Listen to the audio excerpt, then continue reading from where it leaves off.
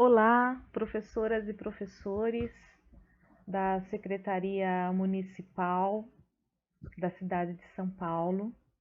Eu sou a professora Beth Cardoso e vamos dar continuidade ao nosso ciclo de encontros que compõe a Introdução aos Estudos Literários da AEL.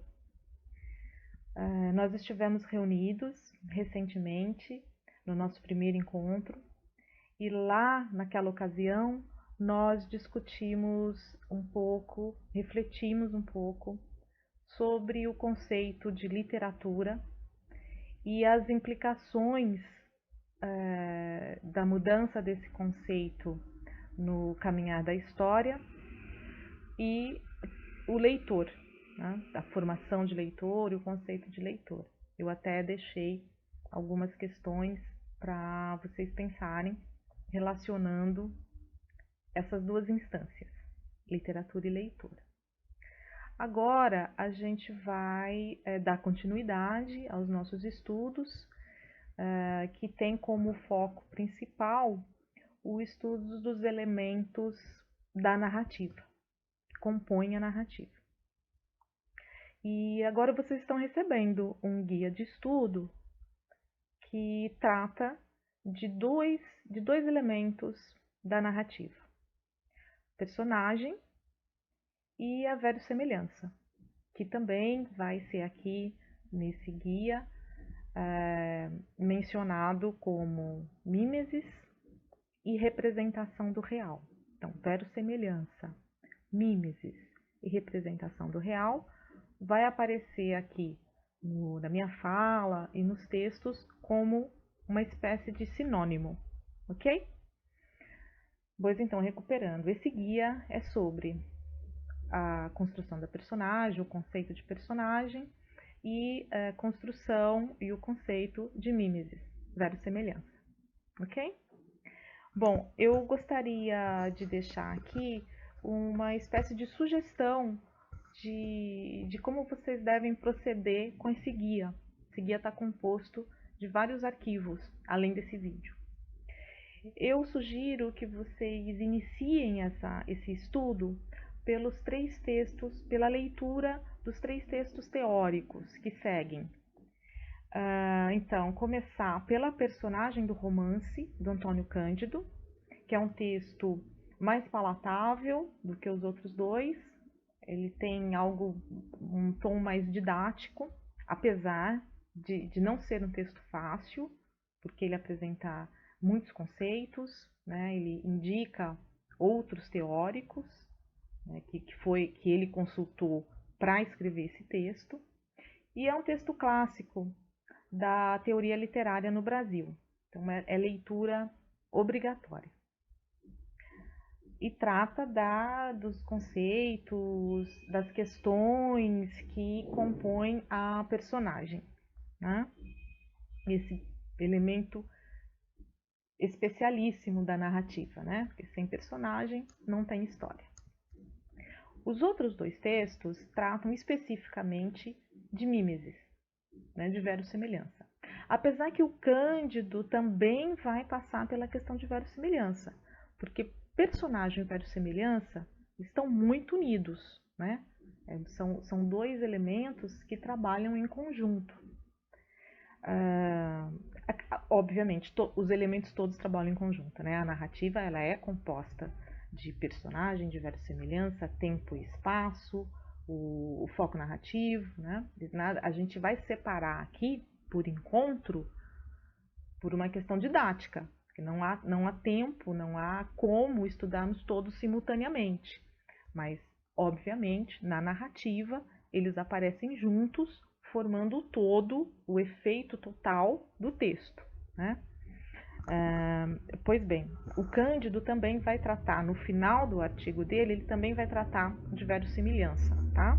Mas esses dois outros textos são especificamente sobre mimesis. Então eu estou enviando para vocês um texto do Roland Barthes, O Efeito do Real. É um texto, né, curtinho, mas difícil de ler, mas muito importante, porque além de ser um clássico, ele traz a proposta central da crítica francesa para a questão da representação do real. E um capítulo do livro O Demônio da Literatura, do Compagnon, o capítulo intitulado O Mundo. Estou enviando para vocês esse PDF. Ele é o PDF mais longo, né? Ele é o PDF com mais questões, ele cita muitos autores, né? Ele faz comparação entre uma teoria e outra. É um texto muito bom de ler, muito esclarecedor.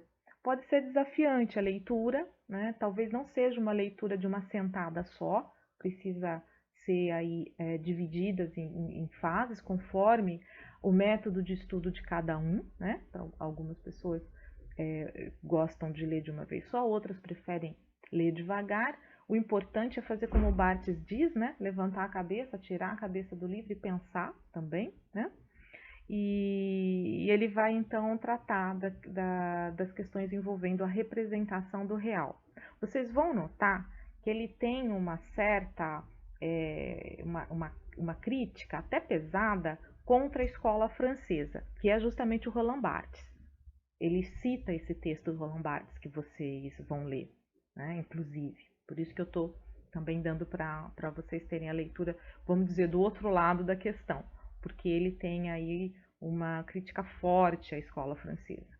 E ele explica por que ele não concorda, né? Primeiro, o texto é muito bom, porque primeiro ele faz um resumo de todas as teorias sobre Mimesis, né? E isso é muito bom da gente conhecer. Depois ele diz com qual ele concorda e com qual teoria ele não concorda e não concorda, e justifica isso, né? Então é um texto muito completo, que nos ajuda muito. Lendo esses textos, né, vocês vão, então, eu estou convidando vocês para uma série de reflexões. Aí já é um outro arquivo, né? Um arquivo intitulado Pontos para Reflexão e Sugestões de Aplicação do Conceito, tá? É um arquivo separado. E ali, então, eu formulei algumas questões baseadas na leitura desses textos, tá? E algumas sugestões de aplicação desses conceitos em sala de aula e ou na leitura de vocês do texto literário, tá? Então, obviamente, não é prova, não é chamada oral, não é nada disso, é um guia de leitura, né? São perguntas que instigam a reflexão de vocês com base nesses textos. E a gente pode retornar isso nos nossos encontros online, a gente pode retomar algum ponto, discutir algo que vocês considerem mais pertinente. Depois tem um outro arquivo, né, intitulado Sugestões de Leitura. Nesses eu estou indicando para vocês dois romances, né, ficção, dois romances que para vocês observarem neles a construção da verossemelhança, mimesis, e a construção do personagem, tá? Então, um é o Pedro Páramo, do Juan Rulfo, escritor mexicano. É um livro de 1955 que tem um tom de realismo mágico. A gente até já chegou a discutir um pouco sobre a variedade desses conceitos, se eu não me engano, no nosso encontro, ou talvez foi em outra turma. O professor dá muita aula, não sabe o que fala em cada lugar, vocês sabem disso, né?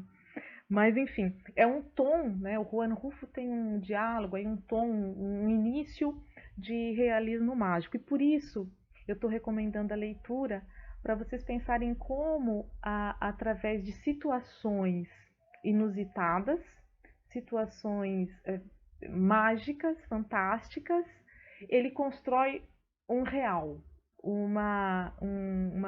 até uma denúncia, até uma crítica ao México do momento, né, que ele está ali retratando. Então prestem atenção nisso, né, em como ele constrói essa realidade, em como ele constrói a mimesis, ou a verdade do texto, como diz o Cândido, e como também ele constrói personagem, tá? Especialmente o Pedro Páramo, que é o personagem que dá título ao livro. O outro romance que eu estou indicando é um romance brasileiro, do Ivan Ângelo, A Festa. É um livro de 1976. Ganhou o prêmio Jabuti nesse mesmo ano. Juan Rulfo, o Pedro Páramo também é um romance extremamente lido, importantíssimo na literatura latino-americana e eu diria até na literatura mundial. Eu acho que eu também comentei esse livro no nosso último encontro. Muito bem. O Pedro Páramo é um livro bem fininho, bem curtinho, né? Quase parece mais um conto, né? Mas é um romance e é difícil, é uma leitura difícil. Né? As pessoas se animam por ele ser curto, mas ele é bem desafiante. E A Festa do Ivan Ângelo eu estou indicando porque é um romance sobre a ditadura, né, no Brasil, um romance escrito em plena ditadura, né, um romance muito corajoso, e que então a gente logo associa, pelo tema, a gente logo associa com uma literatura realista. E depois de vocês lerem o texto do Compagnon, esse termo realista vai adquirir vários sentidos, ok? Então, primeiro leiam a teoria para depois lerem esses romances que eu estou indicando, tá bom? Então, aparentemente, vai se tratar de uma literatura realista, mas só que o Ivan Ângelo, ele conta essa história. O modo como ele conta essa história é extremamente criativa, experimental, né? E usa recursos de linguagens muito interessantes, muito inovadores para a época, inclusive, para retratar o real, né? Especialmente quero que vocês prestem atenção na metaficção, né? O autor-personagem, o escritor-personagem que vai aparecer mais no final do livro, tá bom? São duas leituras, antes de tudo, muito prazerosas. Esse eu não estou mandando PDF, ok? Estou mandando a indicação dos livros, tá? Agora, eu estou mandando PDF de um conto do Juan Rulfo, um conto chamado Macário. Não sei se vocês já conhecem, é um conto clássico da literatura latino-americana. Quero que vocês leiam esse conto. Esse eu estou mandando PDF, tá? Eu quero que vocês leiam o conto e percebam o modo como Juan Rulfo vai ali organizar, construir personagem, Macário é o personagem, e a mimesis, a representação do real, ok? Muito bem. Para aprofundar, para saber mais sobre esse tema, personagem e mimesis verossemelhança, eu estou também enviando para vocês um arquivo com uma bibliografia complementar, tá? Que são indicações de textos teóricos sobre esse tema, ok? Então eu espero que esse vídeo tenha ajudado de alguma forma a organização desses estudos. Obviamente, vocês estão absolutamente livres para fazer do jeito que acharem melhor, mais confortável, mais eficiente para cada um, né? Pode ser que vocês queiram começar pela literatura e depois ir para a teoria, que vocês já tenham lido os 3 PDFs teóricos que eu estou enviando, então prefiram ir ler algo da bibliografia complementar. Aí vai de cada um.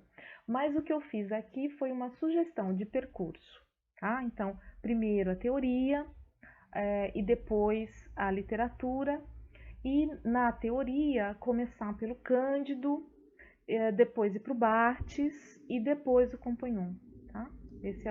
Essa é a minha recomendação, ok? Eu espero que vocês tenham um ótimo momento aí de reflexão e a gente se vê brevemente para darmos continuidade aos nossos estudos. Eu agradeço e deixo aqui um forte abraço.